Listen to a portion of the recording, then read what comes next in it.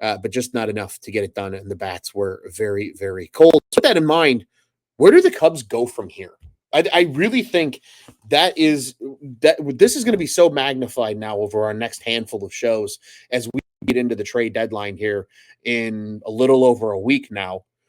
It really does feel like that this Cubs team is just, it feels like they're destined to sell. I feel like they have to be destined to sell is really what it's starting to feel like. Wondering where things can improve, wondering where they can continue to maybe give themselves a chance. It just doesn't feel like it's there. And I think that's where this team really has to sit and kind of look in the mirror and say, what is this 2020 season now? Because, what are you going to be able to do? Very clearly they need bats. And Hank nails it here in the comments section. Nothing demoralizes a baseball fan quite like not being able to hit and simply score runs. And this is 100% the truth. The pitching has not been the issue for the Cubs this year, right? I feel like a broken record at this point here at Cubs on Tap over the course of this entire season so far.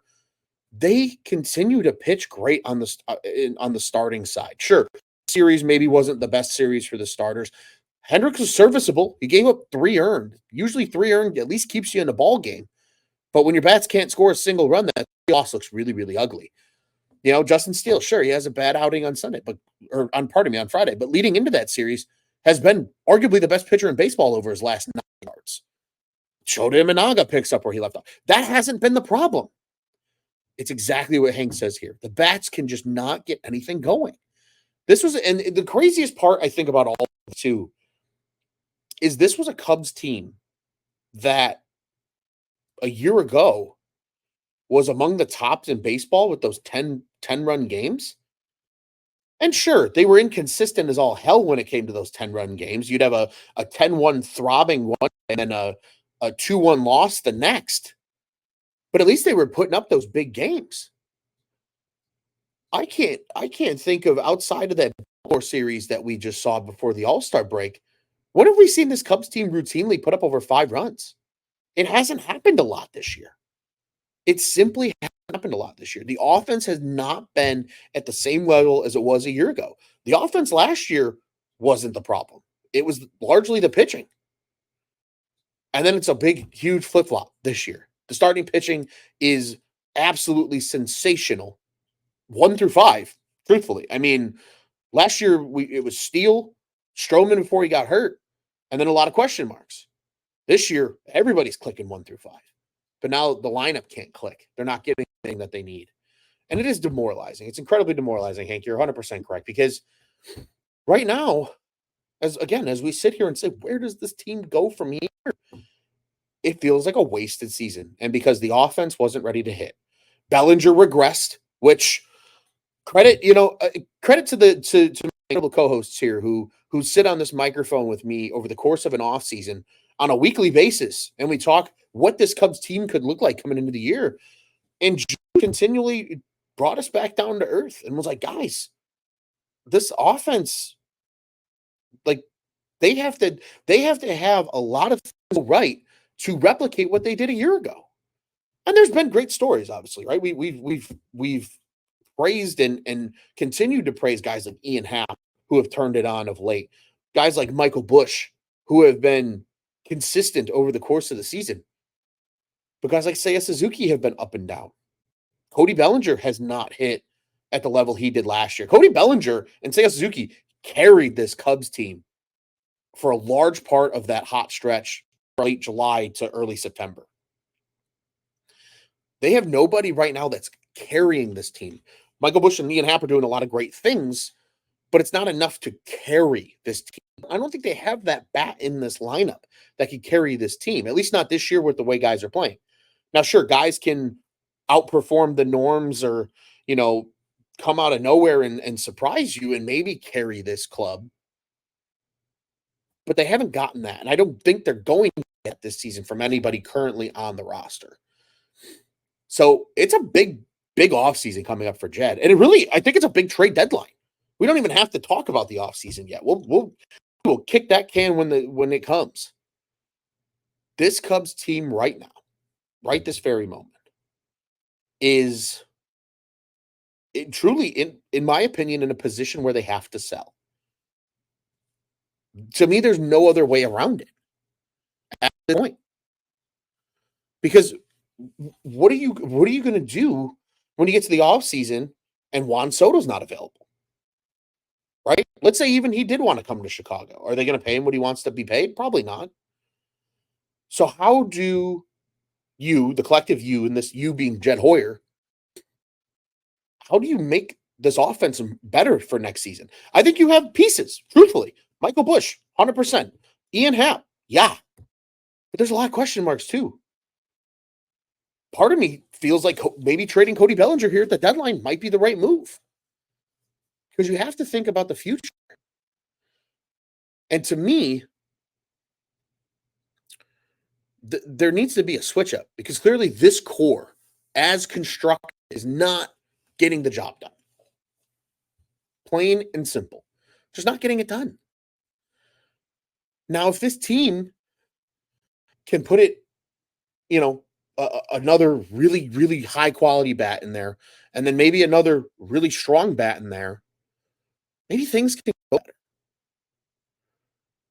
And we're going to get into the details of it here in a little bit. But to me, the reason that a Jameson Taillon is available at this line is for that reason. It's to say we're going to deal from strength, which right now is absolutely their starting pitching, and clear a ton of money in the process, right? JMO's got $18 million for the next 2 years after this one. Granted, he's got a modified no trade clause to work around, and we've seen in the past guys like Eric Hosmer say, no, you're not trading me, right? So you never know. But they need to start getting other pieces of infrastructure in here in order to set themselves up, I think, for the offseason. Like, to me, Jed Hoyer's season starts next week, July 30th, the trade deadline. Because you can absolutely, if you're Jed Hoyer, start getting some pieces that, okay, hey, this addresses a need that we have going into the offseason. Maybe we can go get something here. Maybe we can go get something here. Deal from that strength that you have right now in starting pitching, some money. And maybe, just maybe, you can actually go take a big swing on a big bat this year and get something done. Because like Stolitz says here, superstar bats do not slump. And if they do slump, their slump is still better than most guys on average, right? Bryce Harper and Juan Soto and, all these guys, when they're on a down period, are probably still hitting over, we'll call it 15-game span, like 260. That's great compared to what this Cubs team has currently at the moment. What says here? He says injuries, no superstar to rely on. Everybody's squeezing the bat, and it's making for some bad defense as well. It's been rough, but it's been truly rough. And I don't know what they're doing specifically. I don't know what Jed Hoyer has up his sleeve, but he needs to do something because he's starting to get on the hot seat. His contract is up at the end of the 25 season. He's probably got one more run to prove that this is his team and he's meant to be the one winning it. Because otherwise, when it's said and done, what are you going to do? You clearly need offense. We just saw that in this Arizona series. We saw that when you can only scrape across 4 total runs in this entire series. And even in Sunday's game, yeah, you win the game, and that's great. But the team had 4 hits. You got lucky because your pitching was brilliant to even remotely keep them in the game. You can have that. And I think the reason that you hear a report about a Jameson Taillon being available is because they understand we need a deal from strength to go build up some of the bats. And if you can go get a guy right now who is going to help this ball club beyond this season, I think you do it. I think you have to do it. I don't think there's any question about it. Maybe it gets you a chance to sneak in as a wild card team late because it's a spark plug to your team, right? Juice said it on the All-Star show on Monday. We've talked about it as a whole, as a group, kind of leading into the month of July.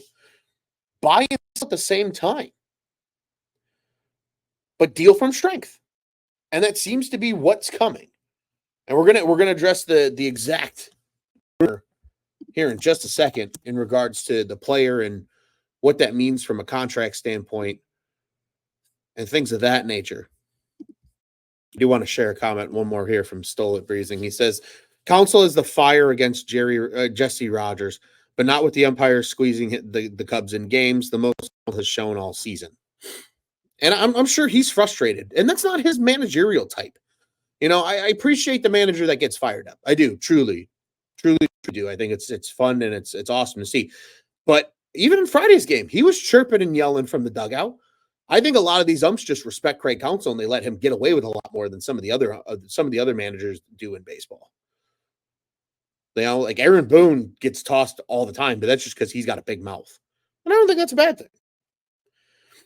But we're starting to see it. And you know what? I'm not mad at Craig Counsell here. None of this to me is Craig Counsell's fault. Like, he didn't build this roster for this season. He was just handed a check and told run it. And I think he's done overall a pretty damn good job given the circumstances, the amount of injuries. I mean, Stoll, you said it yourself. The amount of injuries that have impacted this team is bonkers. Like, the fact that they're even hovering right now about 500 is impressive. It's on the front office to improve the roster, make this team better.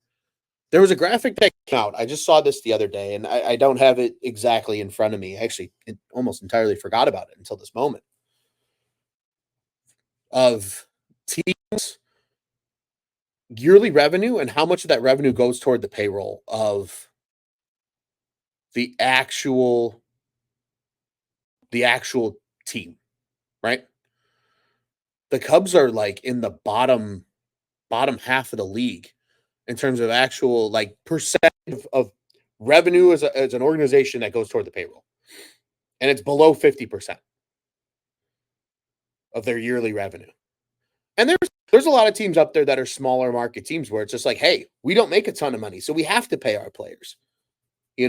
Like, we're only making maybe $60 million additional on top of what's being paid out to the team in salary. So maybe they're paying, 55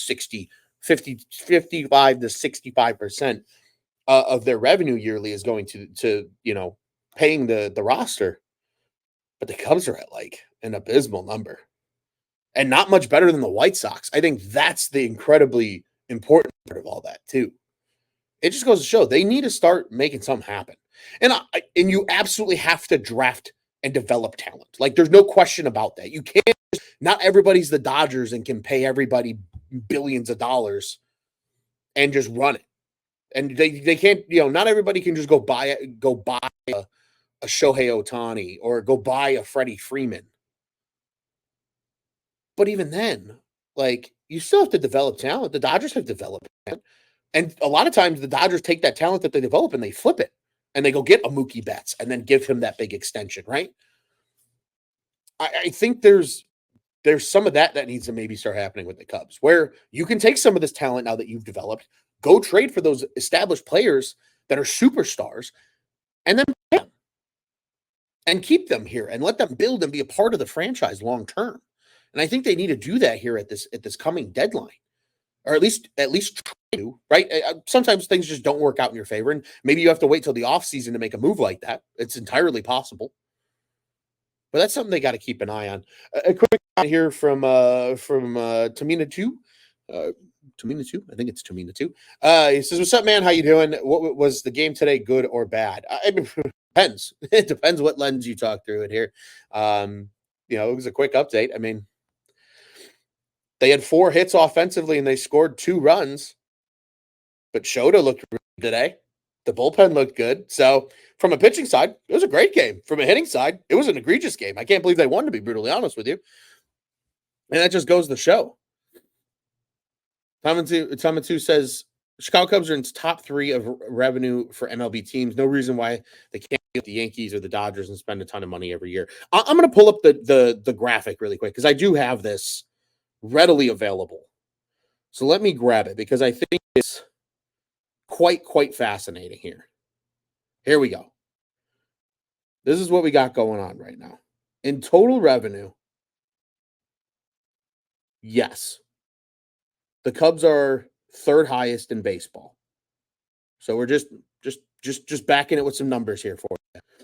They made $506 million in 2023. That's third at best in baseball, with the only two teams making more money than them obviously being the Yankees and the Dodgers. In relation, the White Sox are 29th in baseball in terms of money made. The Red Sox have the fourth most money made at $500 million. But the Cubs only use 46.6% of that 2023 revenue in terms of paying players, which is still 10th. It's still the 10th highest payroll in baseball. But from a percentage of revenue standpoint, it is very, very small. The Yankees, it's a little weird because they do have the third highest payroll in baseball, the New York Yankees, but they're only using 46.5% of their payroll because they make almost $700 million a year as an organization.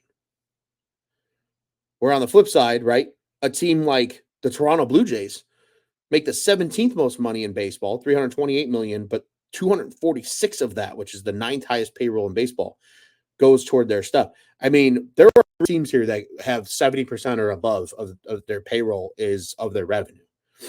Cubs are 17th in baseball in that figure. They're right there with the Yankees. So, I mean, that's the thing. If you're talking percentage, they're very comparable to the Yankees. But then you have a team like the Dodgers who 60% of their yearly money is going toward that payroll. So it's kind of a which way do you want to go? Because obviously you have to deal with the luxury tax and things like that too. And that's why I think, they're going to go the way that I think they do here at this deadline, which we're going to continue into. By the way, that information comes from Brooksgate, is where that information came from. An incredible graphic, very fascinating. I highly recommend everybody go check it out at Brooksgate on X is where you can find that. It was from, I believe, earlier last week is when that information was shared. Very, very, very, very interesting. But they're a top 3 team in revenue in baseball, and they're a top 10 in payroll. But I think the big problem with that, to me, the two, is that who is that money going to, right? Look at Dansby Swanson right now making $28 million a year. Cody Bellinger making $27 million a year. I think that's where a lot of things stand here. A couple more comments before we move on to the next segment here. Solid Breezing says the Cubs don't have the pitching factory to go to. Horton is one guy. Trading Tyone at all could set them back even longer.